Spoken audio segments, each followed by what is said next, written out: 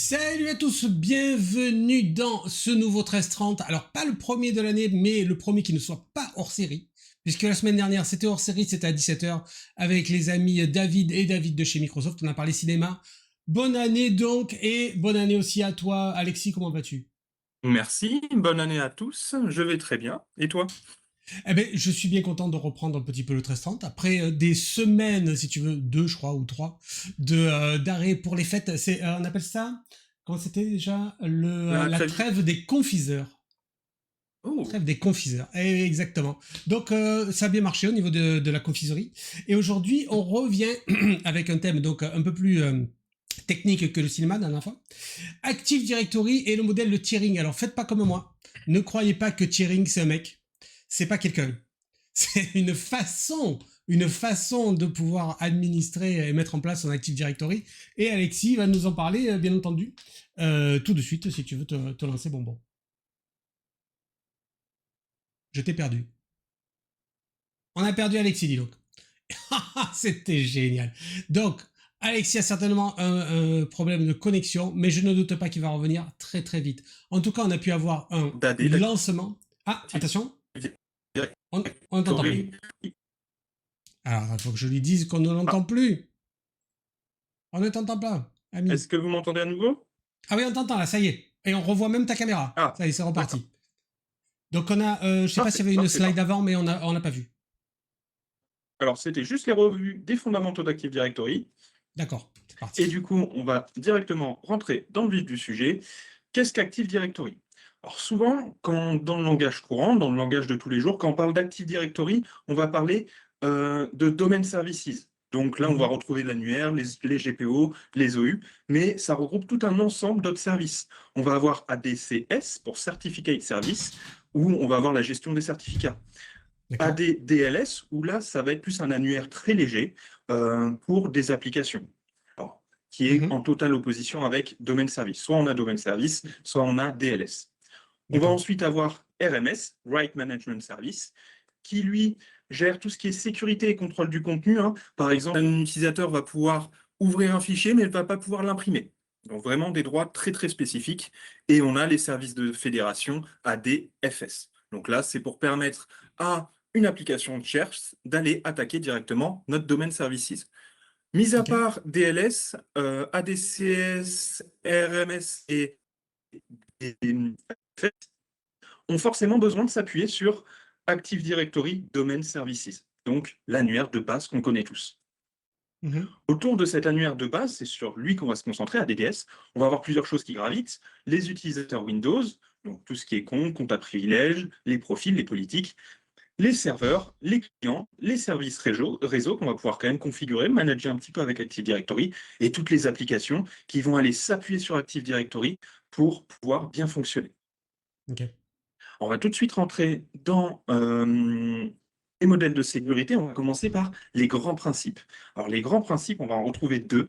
Le POLP, le principe Mhm, du moindre privilège, qui lui, au final, dit tout simplement qu'un utilisateur doit avoir les droits qui sont uniquement à son besoin.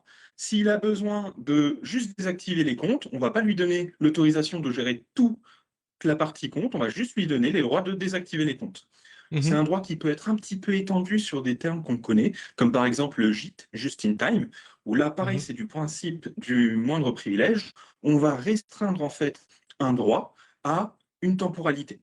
Par exemple, D'accord. cet utilisateur, l'utilisateur Toto, peut effectuer des tâches d'administration de 9h à 17h, le Ok. lundi au vendredi, Mhm. etc. On peut pousser un peu plus loin. Donc là, on est plus sur les Tu peux comptes. aussi brider aussi sur la partie géographique. C'est-à-dire qu'il ne peut le faire que à Oui, partir de tel effectivement. endroit. D'accord. C'est ça, partie géographique, aussi depuis tel appareil, et Ouais. c'est des principes qu'on va voir justement juste après. Cool. Donc là, on reste concentré sur les comptes, on reste concentré sur les utilisateurs, les comptes à Mhm. privilèges. Mais de l'autre côté, on va avoir les machines, et c'est un autre principe sur lequel on va s'appuyer, c'est le principe de la moindre exposition. Donc ici, par exemple, on va retrouver un serveur web, imaginons un serveur web interne. Mhm. Eh bien, ce serveur web interne n'a pas besoin d'être accessible, n'a pas besoin d'être visible, et encore moins en administration, par le Wi-Fi invité de l'entreprise. Mhm. Par exemple, c'est un exemple. On va réduire uniquement les accès, les ouvertures réseau vers les réseaux dont on a besoin de ce service. Ok. Donc, on réduit au maximum la surface d'attaque, au final. Ça, surtout ce terme, on réduit la surface d'attaque. Alors, avant, pour réduire cette surface d'attaque, historiquement, on avait un modèle qui s'appelle la Red Forest. On peut le retrouver sur d'autres termes, la forêt d'administration, le modèle ESAT. Donc ça, c'est des anciens modèles. Enfin, c'est l'ancien modèle qui a été proposé par Microsoft et qui a été poussé à un moment par l'ANSSI. Mhm. Ce modèle, en fait, ce qu'on va faire, on va avoir une forêt. Pour rappel, une forêt, ça va être l'ensemble des arbres d'une entreprise. Et à côté, on va avoir une Red Forest, une forêt d'administration. Donc, ça va être dans cette Red Forest qu'on va avoir les comptes qui ont le droit d'administrer les utilisateurs de la forêt de production. Donc, Ok. ça permettait réellement de faire une belle séparation entre les deux environnements, mais ça Mhm. coûte énormément d'argent. Ça coûte énormément de temps, parce que forcément, l'autre forêt a besoin quand même de contrôleurs de domaine pour pouvoir être porté, pour pouvoir porter le domaine de production. Et on a besoin Mhm. d'un autre domaine, de maintenir un autre domaine, d'auditer un autre domaine qui, lui, ne sert qu'à la production. Donc, il a été petit à petit remplacé entièrement par le modèle tiering qui lui offre une sécurité supplémentaire, qui plus est, où on n'a pas besoin d'autres forêts, on reste toujours dans un environnement monoforêt, ou en tout cas Mhm. notre environnement de base, mais je précise tout de même, il y a un mais, quand on va avoir 3 forêts à administrer, 3 ou plus, euh, ça peut être intéressant de construire une Red Forest dans lequel on va inclure le modèle tiering, modèle qu'on va voir juste après. Pourquoi? Parce que ça va limiter les coûts en fait sur les forêts différentes. Ça, c'est la recommandation qui est poussée par l'ANSSI, où clairement l'ANSSI écrit noir sur blanc, la Red Forest n'a plus d'impact de sécurité, elle a uniquement une volonté de faire des économies. Mhm. On va tout de suite rentrer dans la partie qui nous intéresse, le modèle tiering. Alors, le modèle tiering, comme je pouvais le dire sur les grands principes, lui, il va nous permettre de limiter la surface d'attaque et d'isoler les privilèges à des endroits bien spécifiques. Au sein d'un système d'exploitation, on va retrouver plusieurs acteurs, donc les ressources, la donnée en elle-même, euh, les utilisateurs, là c'est dans le sens utilisateur standard, le compte que normalement tout interne accédant à un SI doit avoir, et les comptes à privilèges, qui donnent des droits d'accès aux serveurs, qui donnent des droits d'administration des utilisateurs, des machines, etc., etc. Alors, un tiers, qu'est-ce que c'est? Alors, un tiers, c'est pas un quart, un tiers, c'est un mot anglais qui signifie niveau en français. Ça va Mhm. être une unité logique qui regroupe l'ensemble des acteurs qu'on a pu voir juste avant, en fonction de leurs privilèges. Donc, par exemple, un compte administrateur du domaine va être dans une certaine unité logique, dans un certain tiers, et un compte qui est un compte helpdesk, qui va permettre de réinitialiser mot de passe de monsieur et madame tout le monde, lui va être dans un autre tiers. Ils ont des impacts et des sensibilités bien différentes. Mhm. L'objectif de la mise en place du modèle tiering, qu'est-ce que c'est? C'est limiter les latéralisations. Qu'est-ce que ça veut dire? Ça veut dire que si on a un compte, par exemple le poste de l'accueil qui est corrompu, quelqu'un arrive à récupérer justement les identifiants de l'utilisateur qui se connecte au poste de l'accueil, va récupérer ses droits, il ne pourra pas rebondir sur d'autres tiers, sur d'autres niveaux plus élevés et plus sensibles.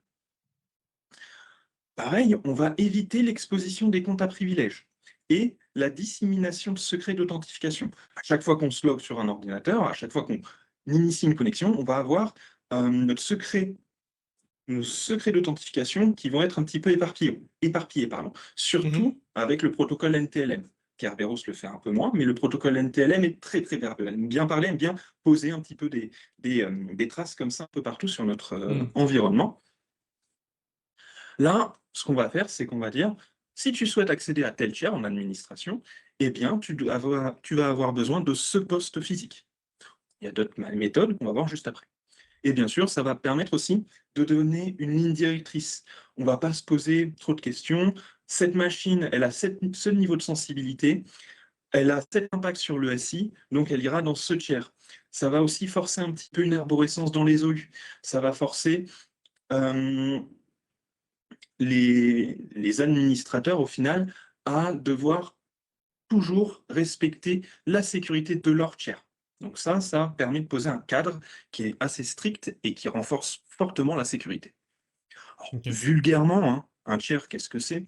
On va avoir, là je l'ai représenté de cette façon, donc on a tous les utilisateurs au centre. Je ne sais pas si on voit ma souris. Je n'ai pas le précis. Ah si, si, on la voit. Alors, je D'accord, peux te dire que tu n'as pas pris le mien de fichier, mais c'est pas grave. La d'accord, différence est minime, mais ça, c'est pas le mien. d'accord, d'accord. Euh, donc, on va avoir ici, vulgairement, hein, c'est un tiers, un regroupement dans une unité logique d'utilisateurs, de données et de machines. Mhm. Les utilisateurs, par exemple Alice dans ce cas-là, elle ne peut pas accéder avec son compte d'administration, je reprécise, je force sur administration, hein, à une donnée hors de ce tiers, hors de son tiers. D'accord. Et pareil, Bob, ici, ne peut pas accéder en administration à une donnée au sein de ce tiers.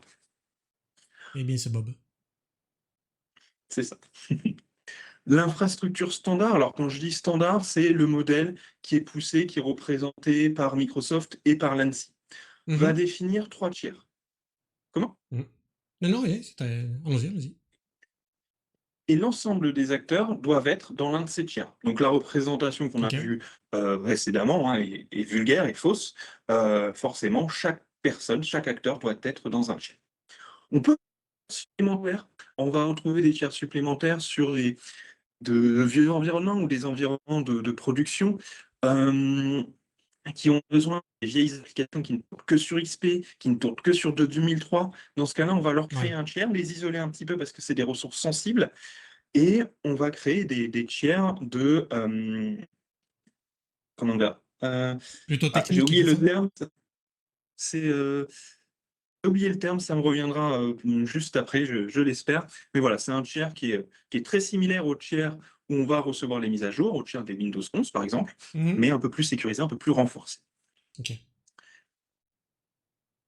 On va du coup voir les différents tiers. Alors les tiers, on en a trois, comme on a pu le voir au début, de base.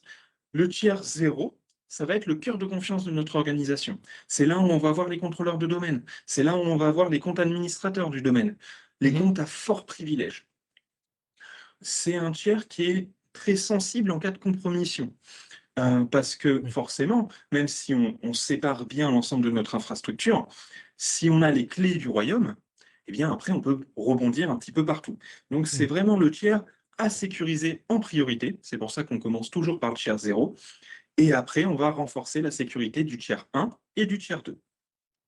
Ok. Donc comme je le disais, hein, le tiers zéro, ça va être vraiment le tiers qui va offrir des possibilités de latéralisation. On va pouvoir rebondir partout. Contrairement aux autres tiers où on va pouvoir rester enfermé dans les autres tiers. Donc, le second tiers, qu'est-ce que c'est? Bah, c'est le tiers un, comme j'ai pu le dire juste avant. Et là, on va avoir les données métiers, les serveurs métiers, les serveurs de production. On va avoir des privilèges qui vont être sur ces machines. On va avoir, par exemple, pour un administrateur, je reprends mon exemple de l'intranet, un administrateur de l'intranet va avoir le droit administrateur local sur la machine de ZIS Mhm. et va pouvoir gérer sa petite machine. Il peut avoir éventuellement quelques droits supplémentaires sur le domaine en lui-même pour gérer des comptes de services qui sont associés. Mais ça ne va pas beaucoup plus loin que ça. On reste sur la donnée métier. Donc, en restant sur cette donnée métier, qu'est-ce que ça veut dire? Ça veut dire que si demain, j'ai mon utilisateur, mon administrateur, plutôt le compte administrateur de Bob qui gère le 2IS, s'il est corrompu pour X ou Y raison, eh ben, il ne va pas pouvoir rebondir partout dans l'infrastructure. Il ne Mhm. pourra avoir accès que au 2IS, ce qui est déjà grave, mais qui limite énormément sa zone d'emprise sur notre infrastructure. Ouais. J'ai beaucoup parlé de l'importance du tiers zéro. Il est très important à sécuriser, mais au final, pour faire une petite métaphore, ça va être comme un voleur. Un cœur va être comme un voleur. Le plus important dans notre domicile, ça va être de protéger nos clés de maison, de protéger notre serrure. Donc, représenté dans ce cas-là par le tiers zéro.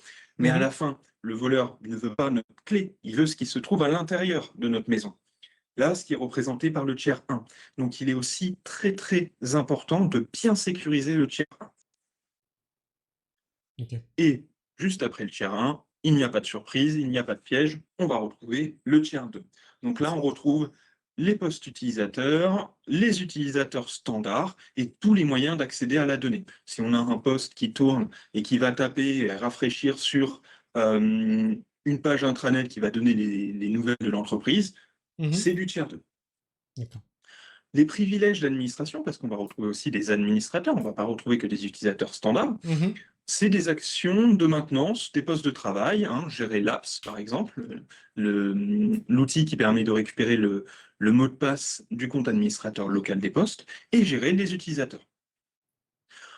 En cas de compromission de ce tiers, donc on a quand même un accès assez large aux données de l'entreprise, mais on va avoir un accès qui est restreint, on ne va pas pouvoir les taper directement sur les serveurs et encore moins sur les contrôleurs de domaine.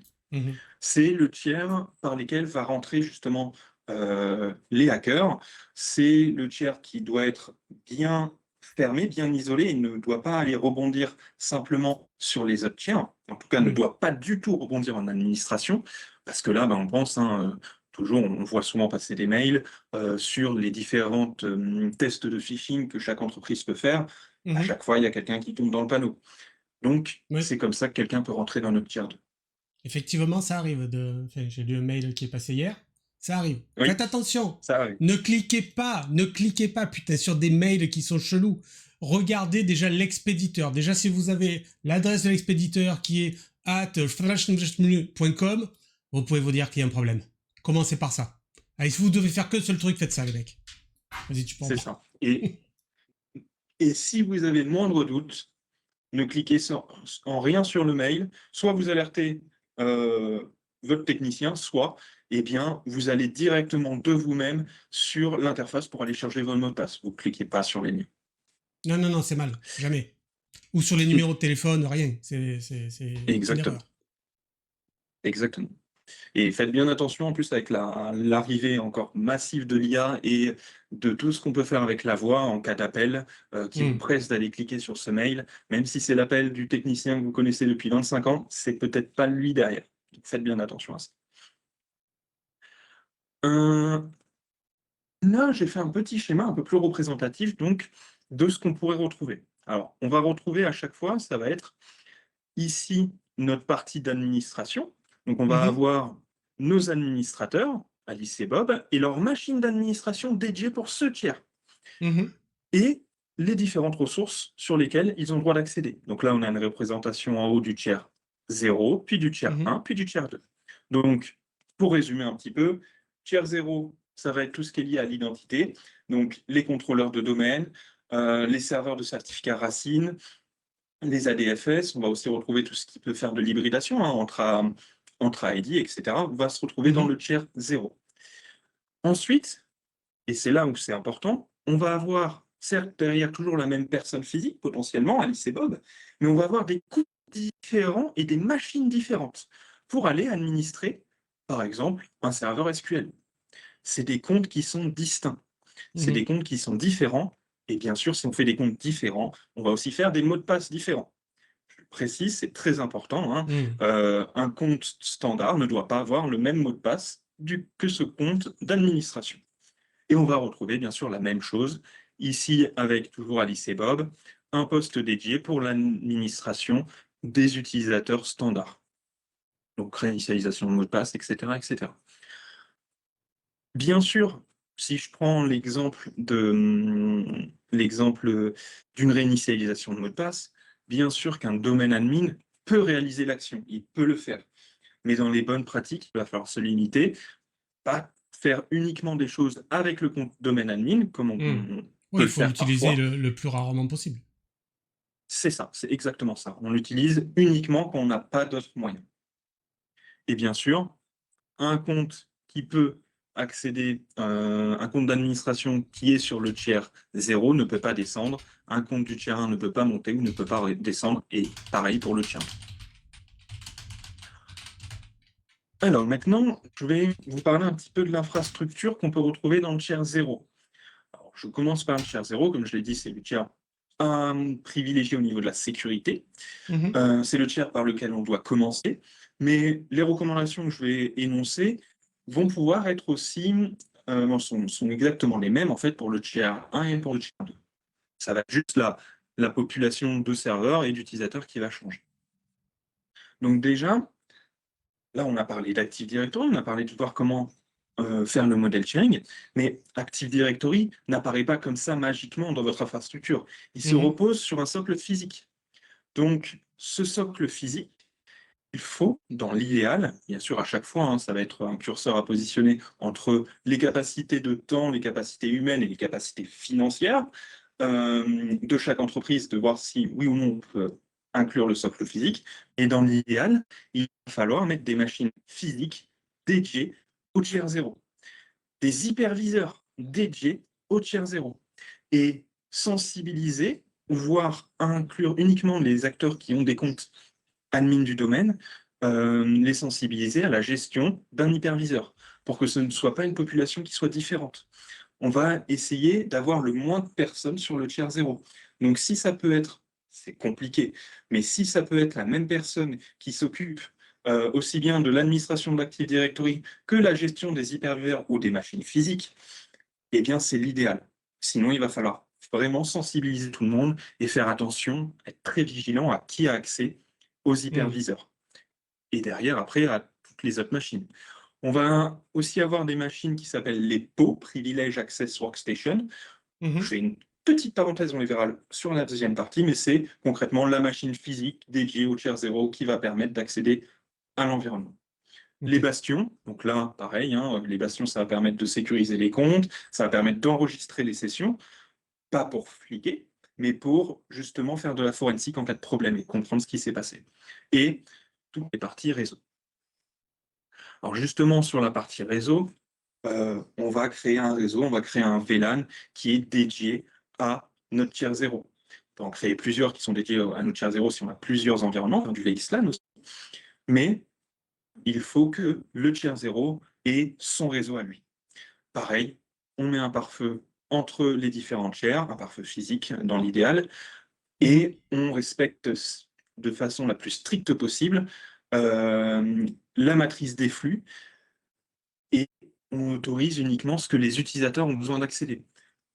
J'ai parlé beaucoup d'isolation des tiers, mais forcément, un utilisateur du tiers 2 a besoin d'aller accéder au contrôleur de domaine. Mais ce n'est pas de l'administration, il a besoin d'aller récupérer les données Mhm. dans le sysvol, par exemple. Donc on va ouvrir uniquement le port SMB. On ne va pas ouvrir le port RDP, par exemple. Dernier point, il ne faut pas oublier, surtout pas, c'est les sauvegardes. Alors les sauvegardes du tiers 0, pareil, je me répète, mais ça doit être dédié. On respecte dans l'idéal, on a l'ancienne règle qui est la règle du 1, 2, 3, enfin 3, 2, 1, pardon, pour 3 copies de données, donc une copie primaire, hein, ce qui est la data de production, et 2 Mhm. sauvegardes, 2 supports différents, un déchiffré, une copie sur bande, et une copie, bien sûr, hors site. Dans l'idéal, dans un coffre-fort isolé. Je pousse toujours la sécurité au plus loin, mais à chacun de mettre son curseur où il le souhaite. Mhm. Et ils ont récemment rajouté aussi à ce 3, 2, 1 le 001, 0 pour zéro erreur. C'est bien de sauvegarder, mais c'est mieux qu'elle marche. Oui, Donc, il c'est faut sûr. les vérifier de temps en temps. Zéro accès non autorisé. Quelqu'un qui a accès à votre sauvegarde de contrôleur de domaine va pouvoir le remonter, va pouvoir aller analyser les hashes, essayer de récupérer les mots de passe et faire du Mhm. brute force de son côté sans que vous le sachiez. Donc, faites attention à qui a accès à ces sauvegardes. Donc, un chiffrement pour la partie logique et puis un contrôle strict des accès pour la partie physique. Mhm. Et bien sûr, une copie immuable. On va aller la stocker de façon à ce que ça ne puisse faire que de l'écriture et ne pas écraser des données dans un cloud, par exemple, et puis faire du stockage à froid derrière pour minimiser un petit peu les coûts et quelque chose qui ne bougera pas. Parce que bien sûr, on le sait maintenant, les hackers vont se positionner dans notre environnement, attendre patiemment et puis aussi les sauvegardes. Donc il faut faire attention à cette copie immuable. Au niveau de la structure, bon, on va retrouver sur la partie logique, hein, on a vu les sauvegardes, le réseau, le socle physique, mais la partie logique dans l'AD, comment on va le construire? En fait, on va le construire directement avec des OU. Donc une OU tiers 0, tiers 1, tiers 2. On va Mhm. appliquer des GPO d'isolation pour faire l'isolation logique. L'objectif, hein, ça va être de mettre la ceinture de sécurité plus l'airbag. Comme ça, s'il y a un problème sur l'un, on a toujours l'autre.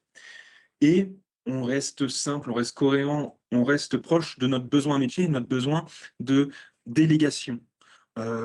Si toute une région ou tout un pays a besoin des mêmes droits, les mêmes techniciens, on va pas commencer à créer des OU par département qui vont au final avoir les mêmes droits et puis il faut Mhm. rajouter un petit peu de complexité dans notre environnement. On évite les OU trop profondes, hein, pareil, c'est pour la complexité. Au final, on réfléchit, hein, est-ce qu'on en a vraiment besoin? Tout simplement, c'est la question à se poser. On documente, on documente, on documente, encore et Encore plus encore, fort. ça nous permet de bien comprendre ce qui a été fait et ça nous permet de faire au plus proche, quand on a besoin de recréer, au plus proche, de ce qui est déjà existant. Mhm. Et bien sûr, on limite la délégation de droits pour éviter les risques de failles de sécurité. On fait des groupes, pas d'autorisation, pas de délégation de droits, pour un utilisateur parce que cet utilisateur-là, bon, bah, il nous force un petit peu et puis à chaque fois il nous embête, donc on va lui faire une délégation. Non, une délégation sur un groupe, une délégation proche du besoin et uniquement des délégations de ce type. Et pour terminer, parce qu'elles sont aussi présentes, c'est les GPO. Les GPO, on ne doit pas mélanger les GPO par tiers. Alors, Mhm. on a la GPO principale, hein, la Default Domain Policies, qui Mhm. va s'appliquer bien sûr à tous les tiers, mais on ne va pas surcharger cette GPO. On peut modifier les paramètres built-in qui sont déjà appliqués, on ne va pas la surcharger, et après, derrière, on va faire une GPO par scope, une GPO par tiers, pardon. Donc si même si c'est une GPO qui est strictement la même, hein, eh bien on va la dupliquer 3 fois. Pourquoi? Parce que si demain on a, une modification qui est faite sur cette GPO, eh bien ça n'impactera qu'un seul tiers si c'est une mauvaise action. On minimise les scopes. Alors, les GPO, vous avez un paramètre, en fait, tout simplement. Alors là, excusez-moi, c'est justement de façon à ce qu'elle ne soit pas appliquée à plusieurs tiers. Euh, mais on a un paramètre supplémentaire pour spécifier que cette GPO s'applique uniquement aux ordinateurs ou uniquement Mhm. aux utilisateurs. On essaye de séparer ça, et puis ça rajoute un petit peu, Ouais. enfin, ça permet aux machines de se lancer plus vite. Elles sont un peu plus rapides, donc c'est vraiment quelque chose à faire, voire rarement. Et une audit et une revue régulière des GPO. Qui a le droit de modifier les GPO? À qui sont appliqués les GPO? Est-ce que elle est appliquée à cette OU? Est-ce qu'il y a encore du monde dans cette OU? Autant la supprimer. Pourquoi? Parce que les GPO aussi, il faut les sauvegarder. Il faut avoir une traçabilité de nos GPO. Mhm. Donc, si on réduit un petit peu nos GPO, on fait attention justement à où elles sont appliquées, ça nous permettra de réduire un petit peu les sauvegardes et de mieux les maintenir. On peut voir énormément de GPO dans des environnements qui sont assez anciens, qui au final ne sont appliqués nulle part. Donc voilà, alors bah, j'ai fini 2 minutes juste avant la fin. Est-ce Excellent. qu'il y a des petites questions? Nous n'avons pas de questions pour l'instant, mais on a des gens qui nous disent bonjour, donc on leur dit bonjour à nouveau et dans ce sens-là Bonjour à aussi. tous. Et je vais pouvoir vous dire ce qui va se passer la semaine prochaine, mais non. Pourquoi? Parce que c'est pas encore sûr, dis donc. C'est peut-être la suite de ce qu'on vient de voir, parce que c'est en 2 épisodes, pour ceux qui n'ont pas compris. Là, c'était le premier épisode, mais la semaine prochaine, il est fort probable qu'on ait le second parce qu'il n'y en aura pas 3, de ce que j'ai compris, avec À une voir, c'est partie à voir, avec une partie démon normalement, et peut-être, mais peut-être ce sera autre chose, c'est à définir, et je vous le dirai. Écoutez, vous le saurez quand je le saurai, hein, voilà, il y a des moments où je peux pas faire mieux. En attendant, merci Alexis. En plus, toi, tu es déjà prêt pour la Coupe du Monde qui arrive en juin. Donc, ça, c'est Oui, plutôt cool. effectivement. Voilà. Allez la France et allez l'OM, bien entendu. Et, oui, ça a été passé. C'est passé comme ça. Et puis, on vous dit à la semaine prochaine. Salut. À la semaine prochaine. Au revoir.